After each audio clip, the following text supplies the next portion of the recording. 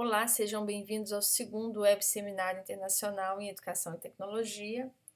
Eu sou a Cirleia Rosa, ex-aluna da FAI UENG, fiz o meu curso de Pedagogia, fiz o meu curso de ensino, também sou mestre pelo Cefet, terminei meu doutorado pela Universidade Federal aqui no Canadá. Participo de alguns membros de pesquisa também, como o GRIFP, e sou um termo que não existe no Brasil, tecnopedagogo, mas em francês seria l'analyste technopedagogue, numa instituição pré-universitária aqui no Canadá, em Montreal. Para esse evento, bom, primeiro gostaria de agradecer o convite, a organização que está de parabéns aí com esse evento maravilhoso. Essa é a segunda vez que eu participo e organizei dessa vez um mural digital. Então, o endereço dele é padlet.com/Cirleia Rosa 2, segundo em número romanos, WS. Então, esse mural virtual é para a gente trocar ideias, para a gente compartilhar e discutir sobre o que a gente vai trocar e bater papo aqui durante esse tempo que a gente vai passar junto. Gostaria também, e já o fiz, lancei a nossa primeira questão lá no nosso mural virtual, no nosso Padlet, que seria, se o digital fosse a resposta, qual seria a questão? Então, para começar aí, vamos ver o que vocês vão colocar e colaborar lá, e não hesite, fica à vontade, o mural é um espaço nosso. Para começar essa discussão, eu decidi apresentar um artigo, um dossiê que foi publicado em julho desse ano na revista Forbes pelo professor Daniel Newman, onde ele apresenta as 6 grandes tendências digitais em educação. Não vou falar de todas elas na minha apresentação, mas eu falo um pouco de algumas das características dessas 6 tendências. Então, por exemplo, a gente tem a realidade virtual aumentada, a gente tem Creation Risk of Device, a gente tem cada vez mais a presença de computadores, de iPads na sala de aula. O aluno hoje, ele não vai mais para o laboratório, então ele já tem todos os devices, todas as máquinas, as ferramentas disponíveis na sala de aula. A gente também vê uma outra tendência internacional na educação, é o redesenho dos espaços de aprendizagem. Então, a gente vai verificar isso muito no online, mas também no físico, muito no físico, a gente vai falar disso aqui. A questão da inteligência artificial, muito usada, e a gente conhece a aplicação Siri, então seria como um pouco assim, uma aplicação Siri para a educação, onde tutoriais realmente baseados e programados em inteligência artificial respondem a questões de alunos. A gente tem cada vez mais, já fazem quase 20 anos que eu estou na área da educação, cada vez mais a gente verifica que a aprendizagem ela se personaliza cada vez mais, a gente vai falar mais disso. A gente também passou a conhecer uma outra tendência na área de educação e tecnologia, que são jogos, os games, ou a gamificação. Então eu não vou passar por todos eles, mas vou sublinhar aspectos que estão descritos nessas tendências digitais em educação. A gente vê aqui uma sala de aula bem da era industrial, as cadeiras alinhadas, os alunos um atrás do outro, até a postura muito idêntica com a mão para trás, E hoje, como que é a nossa sala de aula? Então, eu gosto muito dessa charge que começa assim, bom, turma, vamos copiar o texto, e tá todo mundo lá conversando, batendo papo, e o professor lá grudado naquele quadro negro e com giz, e ele já vou acabar, ok, acabei. Os alunos todos tiram os telefones celulares, os tablets e copia, Então, essa geração que está imersa nessa cultura digital, como que a gente está lidando com elas, Como que a gente está ensinando, como a gente está ajudando essa geração a aprender. Nesse âmbito, nas discussões, e que são várias as inovações na sala de aula, eu gostaria muito de falar da tendência das metodologias ativas. Eu coloquei uma frase do Confúcio, que eu gosto muito, que ele diz: o que eu ouço, eu esqueço, o que eu vejo, eu lembro, o que eu faço, eu compreendo. Essa tela eu vou explicar daqui a pouco, é um laboratório do MIT, Instituto de Tecnologia de Massachusetts, e explico para vocês como que o MIT, já na década de 80, 90, decidiu inovar na sala de aula com tecnologia e com métodos ativos de aprendizagem. Quais eram os problemas que levou o MIT a inovar na sala de aula? A gente verifica professores, o contexto são cursos de física, tá? Então, os professores ficavam muito incomodados com a disparidade entre os métodos de ensino tradicional e a maneira com que os alunos aprendem. Então, eles estavam incomodados com aquela situação. Em seguida, eles observaram uma frequência muito baixa nos programas de física na universidade, quase 40, abaixo de 40%. E tinha uma taxa muito alta também de fracasso escolar. Para eles, né, 10% de fracasso escolar é muito. E observaram também que o ensino tradicional, devido à sua natureza passiva, não transmitia bem os conceitos ensinados. Então, foi nesse contexto, nessa problemática, que o MIT decidiu inovar na sala de aula e abordar, começar a usar metodologias de aprendizagem ativa. Bom, o que é uma aprendizagem ativa? O que são métodos de aprendizagem ativa? Essa abordagem, essa perspectiva, parte do princípio que o aluno é ativo. Ele não só escuta de maneira passiva. Ele é também participante do processo de aprendizagem. Nessa abordagem, a ênfase do ensino é menos na transmissão da informação e mais no desenvolvimento de competências. Tá? Os alunos eles se envolvem em um pensamento elevado de quê? De análise, de síntese e de avaliação. Eles participam de maneira ativa em atividades, por exemplo, em atividades de leitura, discussão, escrita, e há uma maior ênfase que é dada à exploração dos alunos segundo as próprias atitudes deles e valores. Tá? Essa foi uma tradução literal que eu fiz do estudo do trabalho desses autores. Então, a aprendizagem numa sala de aprendizagem dita ativa, ou numa aula onde a gente encontra métodos ativos de aprendizagem, a gente deve encontrar alguns princípios. Quais são esses princípios? Os alunos é que escolhem os recursos com os quais eles querem aprender. Os alunos interagem entre eles para realizar as tarefas. Os alunos demonstram que aprendem através de realizações concretas. Então, esses são alguns princípios. Tá?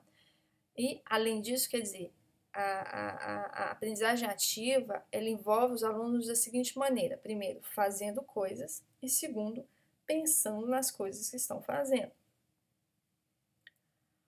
Nesse universo de inovação da sala de aula, das práticas de ensino voltadas para o ensino ativo, já há mais de 10 anos atrás, Bob, um professor de física da Universidade da Carolina do Norte, é que iniciou esse movimento. Ele começou esse movimento bem antes do MIT. Na verdade, o MIT se inspirou nesse movimento de aprendizagem centralizada no estudante, quer dizer, uma pedagogia em um ambiente colaborativo e tecnológico. Então, aí que está a diferença, aí que eu quero chamar a atenção de vocês. Porque a gente pode utilizar abordagens de métodos ativos, mas sem necessariamente ter um ambiente altamente tecnológico. Eu vou explicar isso um pouquinho mais à frente, tá? Nesse movimento pedagógico americano, inovador, que o professor Bob iniciou, ele consistiu em transformar salas de aula, combinando novos projetos, pedagogia, tecnologia e enfatizando atividades práticas, interatividade e aprendizagem colaborativa. Também, lembrando como o mesmo exemplo do MIT, todos os dois em contextos de ensino de física, mais ou menos nessa área. Aqui a gente tem uma foto, né, que é o ambiente, a sala de aula do projeto Skylab, da Universidade da Carolina do Norte, como ela era antes e como ela era depois. Eu tenho várias observações quanto a esse ambiente com as mesas redondas. Nesse momento eu estou criando ambientes desse tipo e a mesa redonda ocupa muito espaço, mas imagine, gente, isso foi criado há mais de 10 anos atrás. Então, a gente encontra hoje ambientes ainda mais modernos do que esse que a gente está vendo, tá? Então, eu gostaria apenas de chamar a atenção de vocês. A gente vê o projetor e quadros brancos. A gente vê computadores, mas também não vê quadros smartboards ou quadros inteligentes, interativos. Em seguida, a gente tem uma foto do MIT, já em 2007, mais ou menos 2008, com o projeto TEAL, quer dizer, Tecnologia e Aprendizagem Ativa. Então, os dois juntos. Como de maneira harmônica integrar esses dois desafios, essas duas inovações, que são as tecnologias, o que é digital, e abordagens inovadoras baseados em aprendizagem ativa. Então, vocês veem o mesmo desenho que está à direita, é o desenho que a gente vê à esquerda, alunos trabalhando em círculo, todos conectados, a mesa do professor é no centro. Tem modelos, inclusive, que não tem nem a mesa do professor, né? Ele circula com um carrinho onde tem um mouse e um teclado. Normalmente eles trabalham em grupos de 6, 7, depende. As cadeiras têm rodinhas também, é outra observação extremamente interessante. E nesse ambiente aí você vai encontrar os projetores, na verdade. Não são nem smartboards, são projetores. Os alunos podem trabalhar de maneira independente ou o aluno ou o professor pode fazer a projeção em toda a sala. O que o professor Bob verificou nesse projeto do Skylab como resultado? Ele viu que os alunos aumentaram a capacidade deles na resolução de problemas. Né? Houve uma compreensão mais aprimorada de conceitos, houve uma melhor retenção. Os melhores estudantes também tiveram um efeito mais positivo. Né? O problema inicial, que era a alta taxa de abandono, também foi minimizada, no caso, ainda mais no caso de meninas e de minorias, por exemplo. Existem outros resultados, mas eu só fiz um resumo aí para vocês. Por curiosidade, eu peguei o mapa que está disponível no site. Se você digitar Skylab, Professor Bob, Universidade de Carolina do Norte, você vai encontrar o mapa. Então, essas são as instituições de ensino superior e também colégios ou pré-universitários no mundo que adotaram o projeto Skylab. No Brasil, tem algumas universidades, a maioria delas que eu olhei são privadas, quase todas. E aqui onde eu estou, na América do Norte, tem muita escola e universidade que utiliza essa metodologia. A gente falou de universidade, né? A gente falou de cursos em física, né? Eletromagnetismo, etc. E eu fui visitar uma escola pré-universitária, que tem um ambiente mais de ensino médio passando para a universidade. E fui conhecer a professora Alice, Elizabeth Charles, que é uma fofura de pessoas, estive com ela 2 semanas, e o professor Cris também, que trabalham, são professores e pesquisadores. A professora Alice tem uma cadeira de pesquisa ligada à pedagogia ativa e tecnologia em ambientes sociotécnicos. E existe um artigo, uma pesquisa, onde ela verificou a adoção de ambientes sociotecnológicos como motor de mudança educacional. Então, ela verificou os efeitos, né, do tipo de pedagogia utilizada e o ambiente físico na aprendizagem de conceitos em estudantes de ciências. A gente está falando de ciências.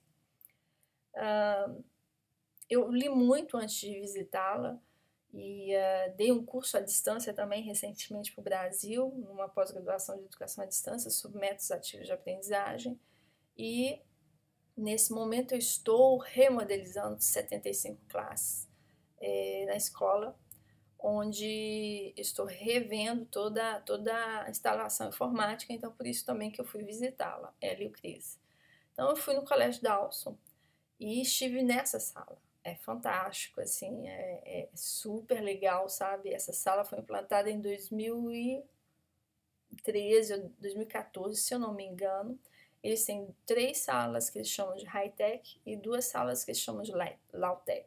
Então, nessa sala, para vocês terem uma observação, o ponto vermelho no desenho é o ponto do professor. Ele não tem uma mesa, mas ele tem o teclado e o mouse que circula numa mesinha com ele durante toda a sala.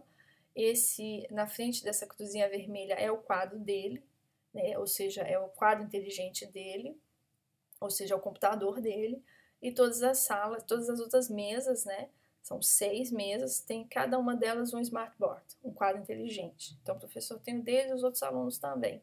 Então, o professor pode projetar a tela dele em todas as outras telas, cada aluno pode trabalhar de maneira independente, e em cada mesa, o aluno, você verifica um mouse e um teclado também, onde as equipes trabalham diretamente no smartboard. E se vocês observarem também, o design dessa mesa é muito, extremamente interessante, porque se eu estou sentada mais na ponta da mesa e preciso ver o quadro, eu não preciso fazer com que a pessoa da minha direita, por exemplo, se afaste para que eu possa ter uma visão do quadro, porque a mesa está meio que na diagonal. Então, todos têm uma vista livre para o quadro. E o professor também consegue circular muito tranquilamente nessa sala. Pela foto não dá para perceber, mas é uma sala pequena e grande. Os espaços foram todos bem pensados. Então tem acho muito interessante. Conversei muito com a professora, com o Cris, e algumas perguntas que eu levantei que eu acho relevante falar com vocês é que por que funciona com eles, sabe?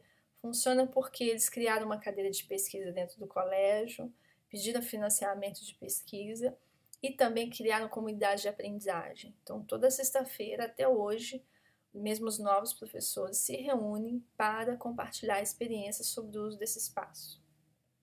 O espaço que não é high-tech, como esse que a gente está vendo na imagem, é o espaço low-tech, não tem quadros inteligentes, tem quadros brancos. Mas o design das mesas é o mesmo, mas só não tem os quadros digitais. E o aluno trabalha com computador ou sem computador. São classes que a gente chama de low-tech. Nesse artigo, que se chama Adoção de Ambientes Sociotecnológicos como Motor de Mudança Educacional, a professora Liz ela verificou 2 tipos de pedagogia que foram analisados: a pedagogia ativa, centrada no aluno, né, atividades que se aproximam do problema, e verificou também o tipo de pedagogia utilizado no ensino tradicional. Além disso, ela verificou os 2 tipos de ambientes físicos que a gente encontra normalmente: o tradicional, que a gente já conhece, e o ambiente sociotécnico. Então, ela avaliou os 2 tipos de pedagogia em 2 tipos de ambientes físicos diferentes. Quais foram os resultados? Muito interessante, gente. Muito interessante. A pedagogia ativa centrada no aluno favorece significativamente, de maneira significativa, a aprendizagem conceitual. E isso independe do tipo de ambiente físico. Então, vou mostrar para vocês. É o gráfico 1 e 2. Se você verificar aqui, está escrito saberes conceituais. Então, aumentou na sala, na classe sociotécnica. O professor que utilizou pedagogia ativa, os saberes conceituais também subiu. E na classe tradicional também aumentou a compreensão de saberes conceituais. Então, ou seja, independente do ambiente físico, o uso de uma pedagogia ativa favorece a aprendizagem conceitual, seja ela na classe tradicional ou seja ela numa classe, digamos, high-tech, com bastante tecnologia. No segundo slide, ela chegou à seguinte conclusão, que a classe sociotécnica, que é essa aqui que eu estou passando o mouse, não melhora por si só a aprendizagem, mas quando combinada com a pedagogia ativa, centrada no aluno, facilita uma melhor, né, aprendizagem conceitual. Então, é a barra 1. Né? Então, o ambiente não por si só não facilita a aprendizagem conceitual, mas o ambiente sociotécnico, rico em tecnologia digital, combinado com a pedagogia ativa, favorece, né, é a barra 1 aqui, muito a aprendizagem conceitual. No terceiro slide, o que ficou bem interessante, é muito legal essa conclusão, é que ela explica o ensino tradicional em uma classe sociotécnica pode ser contraproducente, né? Então a gente tem aqui uma classe sociotécnica e em vermelho aqui é o ensino tradicional. Veja como está super baixo. O aluno que estudou nessa sala, que é totalmente high-tech, mas que teve um professor extremamente tradicional, não aumentou a compreensão dele no que se refere a conceitos e saberes. Foi muito baixo, muito baixo, em relação ao professor que utilizou métodos ativos, que é a barra número 1 aqui, nesse mesmo ambiente sociotécnico. Então é muito interessante esse estudo que ela fez lá nesse colégio, analisando os dois tipos de ensino e os dois ambientes, uma classe tradicional e uma classe sociotécnica. Então, em conclusão, os alunos que mais se beneficiam de uma pedagogia ativa e centrada no aluno não são aqueles que têm muitos conhecimentos prévios, como a gente poderia pensar, mas sim aqueles cujo conhecimento adquirido é mais modesto. Então, imagina, utilizar a pedagogia ativa na nossa sala de aula hoje ajuda aqueles que têm mais dificuldade de aprender, né? E quando a gente vai falando da pedagogia, da tecnologia em si, desculpa, ela chegou à conclusão que a integração de novos ambientes sociotécnicos ela deve se realizar no âmbito de uma pedagogia ativa, centrada no aluno. Para quê? Para que o ensino-aprendizagem possa beneficiar de maneira plena das vantagens oferecidas pelas tecnologias, ou seja, não adianta criar ambientes sociotécnicos, ou seja, salas de aulas totalmente high-tech, completamente com computadores, quadros inteligentes, etc., se a pedagogia continua tradicional. Então, no momento em que você pensar esses ambientes, pense em abordagens metodológicas, em métodos ativos, que aí, como a gente viu no outro gráfico, o potencial de aprendizagem do aluno em termos de conceito vai ser muito maior ainda do que no ambiente tradicional. Então, essa é a conclusão que a professora tirou. Separei para vocês alguma foto, né? Ai, lá no fundo tá a neve. Eu queria ter feito o vídeo com a neve, porque já começou a nevar ontem, mas está anoitecendo muito rápido e não foi possível. Mas dá pra gente ver que lá no fundo tem bastante neve. Essa é uma classe pré-universitária, que a gente chama de classe flexível, desculpa. Às vezes enrolo o português com o francês. Por quê? Flexível. Por quê? Porque não é high-tech, não tem computador, não tem quadro inteligente, estão vendo lá a tela de projeção, mas é uma classe em que você já pode aumentar o potencial de aprendizagem do aluno em termos de conceitos, porque você pode pensar o espaço de maneira diferente. Né? Então, é um espaço mais flexível, as cadeiras têm rodinhas, você pode organizar as mesas diferentemente, você pode ter quadros e telas de projeção, quadros brancos, inclusive, em todas as 4 paredes da sala. Então, o professor não precisa estar na frente, ele pode estar no meio, você pode fazer atividades diversas. Então, o que a gente chama de classe flexível. Ou seja, não é uma classe high-tech, mas a abordagem utilizada nela é uma abordagem ativa. A gente tem um outro exemplo aqui também, não é uma classe high-tech, mas são espaços de trabalhos colaborativos, motivadores, que facilitam a comunicação, facilitam a interação da parte do aluno. Então, essa participação, justamente, essa motivação e essa colaboração, a reflexão que a Elizabeth faz é que o design e a tecnologia de novos laboratórios pode ajudar o professor a ensinar de maneira mais efetiva o conteúdo de suas aulas e incentivar os alunos a participarem mais e a melhor colaborarem. Então, quando você pensa na tecnologia, pensa no design da sala de aula e pensa também na metodologia. Então, é o conjunto destes que vão ajudar, é o conjunto desses que vão colaborar para um melhor ensino-aprendizagem ou uma melhor aprendizagem da parte do aluno. Sobre o ensino da parte do professor, eu vou falar daqui a pouquinho. Coloquei mais outros modelos, né? O MIT que a gente já viu, o Colégio Jansic, o Vanier também, a McGill University.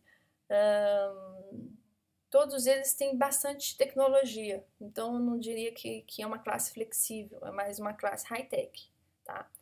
As universidades e os colégios, elas não reproduzem esse espaço em todas as salas, normalmente tem um número limitado de salas como essas, porque senão há uma personalização muito grande e vocês sabem, como vocês sabem, tem um processo de implantação, tem um processo de maturação da parte do professor, tem um processo de formação dos professores.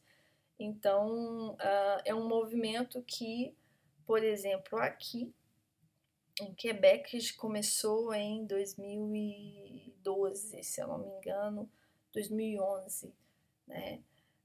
Mais de 2008. Então, assim, já tem alguns anos que várias escolas, já utilizam pedagogia ativa em ambientes high-tech, low-tech, ou mesmo salas flexíveis. Aqui, aquela mesma sala que eu mostrei do Dawson, as mesas, a gente pode ter uma visão mais próxima das mesas, as cadeiras são extremamente confortáveis, e o smartboard. Smartboard, gente, quadro inteligente, a gente não vai usar mais, praticamente, assim. É uma tecnologia que foi implantada em quase todas as salas de aula do Quebec, aqui em Montreal, no Canadá, desde o ensino primário até o ensino, digamos, secundário, que seria o ensino fundamental no Brasil. É uma tecnologia extremamente cara e a gente não houve um uso em massa dos quadros inteligentes e a tendência agora é a gente usar projetores interativos nas salas de aulas e existe um outro nível de interação que é uma empresa que ainda não existe aqui, que são quadros extremamente interativos que eu posso falar com vocês lá no nosso espaço de discussão virtual. Então, me lembrem de me perguntar qual é a empresa, qual é a nova geração de quadros interativos. Vou falar com vocês lá com muito prazer no nosso quadro virtual. Aqui uma outra imagem, por exemplo. Essa aí já tem mais cara de laboratório, né? Não tem um quadro inteligente, mas o que eu acho bacana? Que você pode colocar uma TV. A TV ela funciona muito bem, ela vive muito bem, ela é durável, sabe? E além disso, a qualidade de imagem é muito bacana e às vezes bem mais barato. E com a TV, o que você pode observar também é que você pode utilizar a Apple TV e fazer a integração do teu telefone inteligente ou do teu iPad e projetar na TV, ao invés de projetar no projetor tradicional. A qualidade de uma aplicação na TV ela é muito maior, sabe? Porque o projetor ainda, no modelo antigo, você tem muito reflexo e muita luz.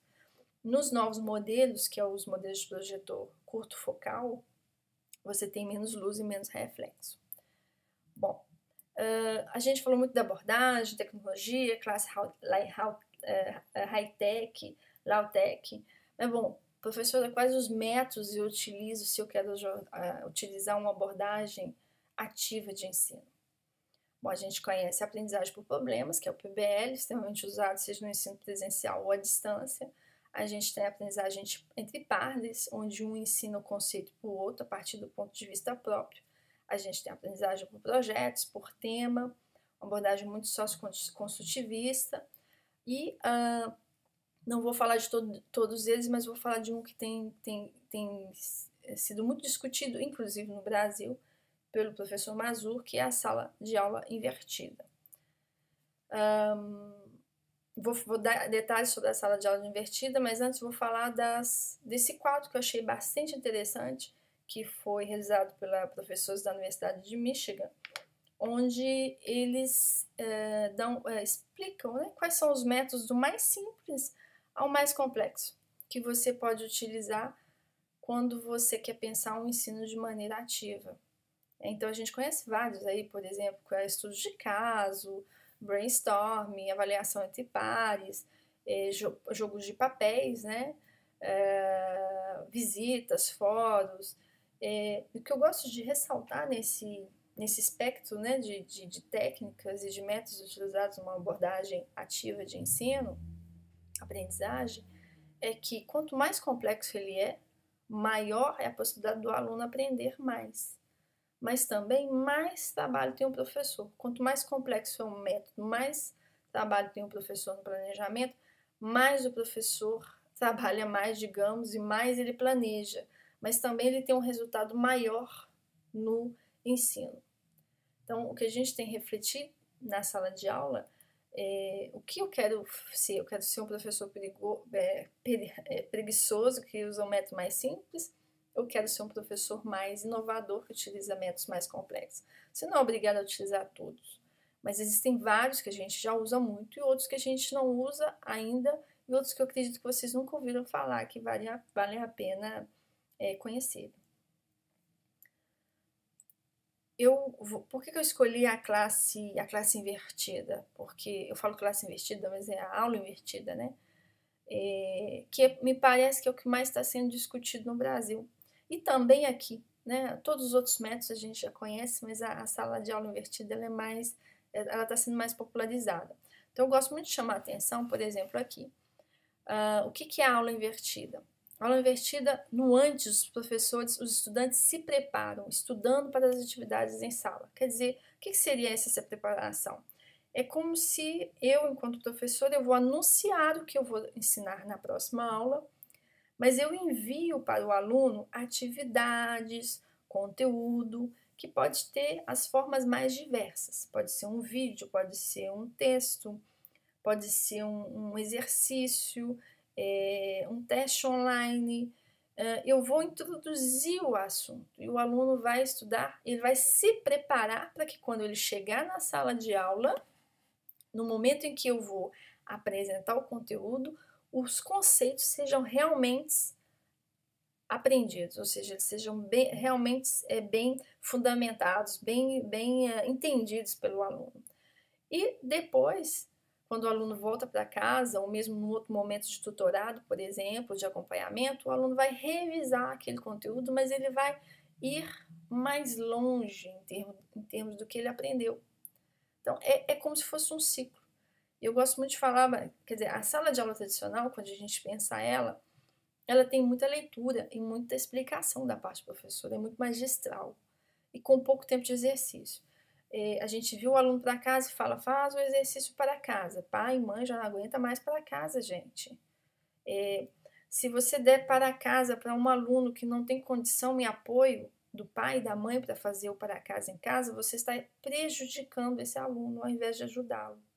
Então, muito cuidado com os para-casas, depende do contexto em que você vive, do contexto da escola que você atua. Quando a gente fala da sala de aula invertida, você tem a realização de atividades e exercícios em grupo e você tem o atendimento personalizado do professor. Vou correr aqui por causa do nosso horário, é vídeo virtual, né, gente? Mas tem minuto também, né? A sala de aula invertida não é sinônimo de vídeos online, não é a substituição do professor por vídeos, não é um curso online, não é alunos que estudam sem estrutura de supervisão, não é alunos que passam toda a aula olhando para a tela do computador, tá? Não é alunos que trabalham de maneira isolada. O que é aula invertida? É aumentar a interação e o tempo de contato personalizado entre alunos e professores. Os alunos possuem a responsabilidade pela sua própria aprendizagem, o professor é mediador, tem uma mistura entre instrução, o ensino magistral com aprendizagem construtivista, a gente vê sim, tem muita coisa boa no tradicional. Os alunos, se eles precisam estar ausentes por motivo de doença ou outro, eles não ficam com a matéria atrasada, porque o conteúdo é arquivado permanente para revisão e correção. Todos os alunos estão envolvidos com a própria aprendizagem, é um lugar onde os alunos podem obter uma educação personalizada. Guardem essa palavra, educação personalizada.